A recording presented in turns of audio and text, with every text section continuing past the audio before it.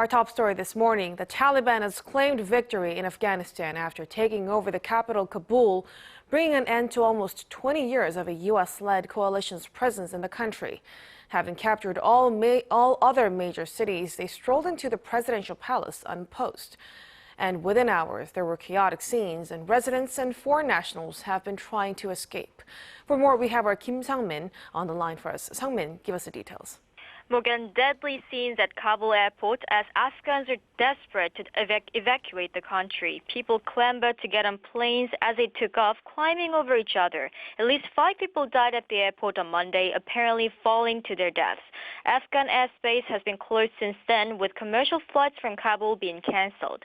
Afghans are frightened that the country could further descend into chaos following the Taliban's takeover, especially fear of potential revenge attacks against those who work with the U.S. or the government. Many also believe that the Taliban will enforce harsh interpretation of Islamic law as they did 2 decades ago, which involves the suppression of women. Now, Sang-min, how is the international community reacting to this shocking news? U.S. President Joe Biden returned to the White House on Monday from Camp David and delivered remarks on the deteriorating conditions in Afghanistan. He said the situation is evolving more quickly than the U.S. government had anticipated.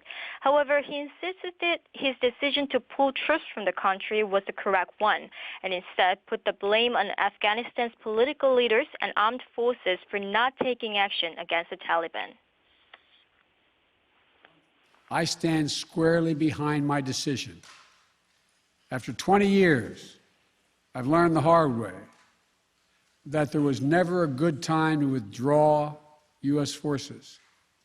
That's why we're still there. We were clear-eyed about the risks. We planned for every contingency, but I always promised the American people that I would be straight with you.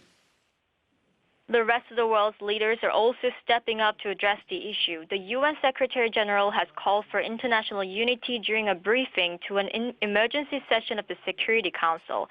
Saying that the following days will be pivotal, he said, now is the time to stand as one. British Prime Minister Boris Johnson also outlined his intention to hold a virtual meeting with G7 leaders to discuss the matter, emphasizing the humanitarian fallout from the Taliban takeover. Mok-yeon.